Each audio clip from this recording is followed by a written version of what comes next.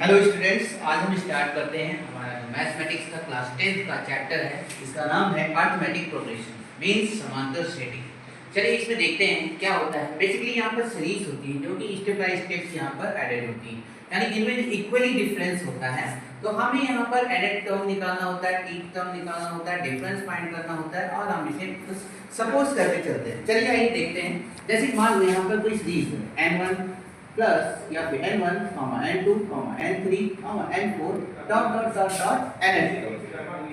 तो हमें यहाँ फाइंड करना है nth टर्म। सपोज हमने कहा हमें यहाँ क्या है फोर्थ टर्म निकालना है, यानी फोर्थ टर्म यानी n इक्वल टू 4, ये हमें फाइंड करना है। तो कैसे निकालेंगे? यहाँ मान लीजिए कि यहाँ सीरीज दी हुई है, जैसे दिया है 2 4 6 8 10 एंड डॉट डॉट डॉट हमने यहाँ दे दिया 100।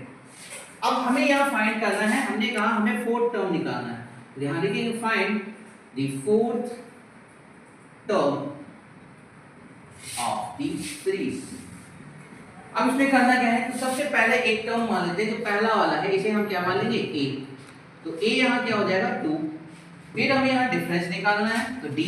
तो d इक्वल टू क्या होता है n2 माइनस n1 मींस यहाँ पर इससे हमें माइनस करना है, या फिर हमने कह दिया इसको a1 मान लेंगे।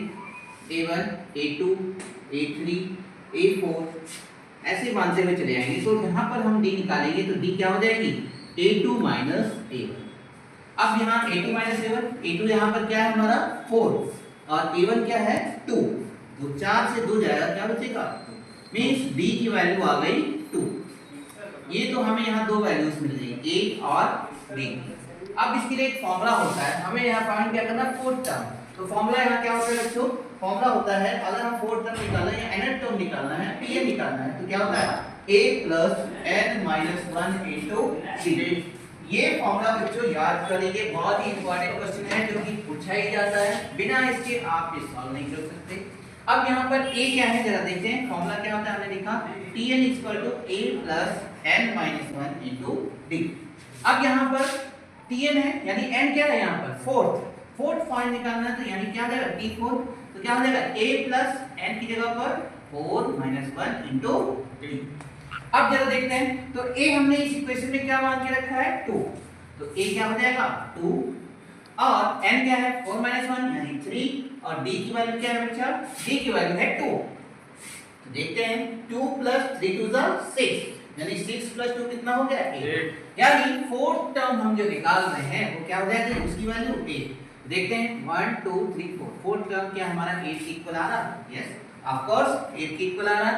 तो हम लोग ऐसे फाइंड कर सकते हैं। चलिए एक और क्वेश्चन देखते हैं। ये क्वेश्चन है यहाँ पर 10 20 30 40 dot dot dot so on, यानी हम यहाँ मान लेते हैं nth टर्म। अब हमें यहाँ पर निकालना है, हमें कौन सा?